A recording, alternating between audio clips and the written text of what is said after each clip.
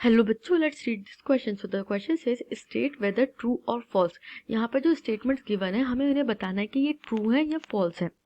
Statements पढ़ते हैं. First is species of animal are referred as flora.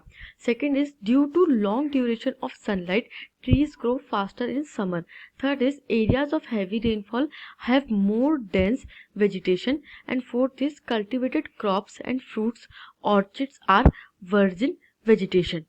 की concept देखते हैं. Key concept is natural vegetation. ये चारों ही स्टेटमेंट रिगार्डिंग नेचुरल वेजिटेशन देखे जा सकते हैं. पहला स्टेटमेंट देखते हैं. Species of animal are referred to as fauna and species of plant are referred to as flora. तो पहला स्टेटमेंट फॉल्स हो जाता है क्योंकि यहाँ पे क्या कहा है कि species of animal are referred to as flora. नहीं, फ्लोरा हम किसे कहते हैं? फ्लोरा स्पीशीज ऑफ प्लांट को कहा जाता है. तो first statement is false. Second statement देखते हैं. Various factors affect the growth of plant like climate, rainfall, temperature etcetera. Longer duration of sunlight helps in faster growth. हम देखते हैं कि बहुत सारे फैक्टर्स अफेक्ट करते हैं वेजिटेशन के ग्रोथ को, प्लांट के ग्रोथ को. लाइक क्लाइमेट, किस तरीके का क्लाइमेट है, वहाँ पे रेनफॉल कितनी है, टेम्परेचर कितना है और सॉइल में न्यूट्रिशन कितना है एक्सेट्रा. ऐसे ही लॉन्गर ड्यूरेशन ऑफ सनलाइट जो होती है वो हेल्प करती है ट्रीज को फास्टर ग्रो करने में. तो जो एरिया है जहाँ पे हमें लॉन्गर ड्यूरेशन ऑफ सनलाइट मिलती है इन दी समर सीजन, ऐसे सीजन्स में तो ट्रीज वहाँ पे फास्ट ग्रो करते हैं. So second statement is true. हम देखते हैं कि समर में ट्रीज फास्टर ग्रो करते हैं. थर्ड स्टेटमेंट देखते हैं.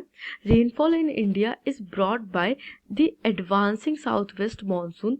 Better water availability helps in vegetation to flourish. जो रेनफॉल होती है इंडिया में वो advancing south west monsoon majorly लेकर के आती है और जितना ज़्यादा वाटर अवेलेबल रहेगा, बेटर वाटर फैसिलिटी वेजिटेशन को फ्लरिश करने में हेल्प करती है. जहाँ पे हम देखते हैं कि रेनी सीजन में भी बहुत ज़्यादा ग्रीनरी दिखने लगती है. तो हैवी रेनफॉल या जहाँ पे बेटर रेनफॉल होती है वहाँ पे हम बेटर वेजिटेशन देखते हैं. जो थर्ड स्टेटमेंट है, areas of heavy rainfall have more dense vegetation. ये भी सही है क्योंकि हम देखते हैं कि जहाँ पे ज़्यादा रेनफॉल होगी वहाँ पे अल्टीमेटली जो वेजिटेशन होगी वो भी ज़्यादा होगी. So third statement is also true. Fourth statement का आंसर देखते हैं. Naturally grown untouched by humans for a long time are termed as virgin vegetation.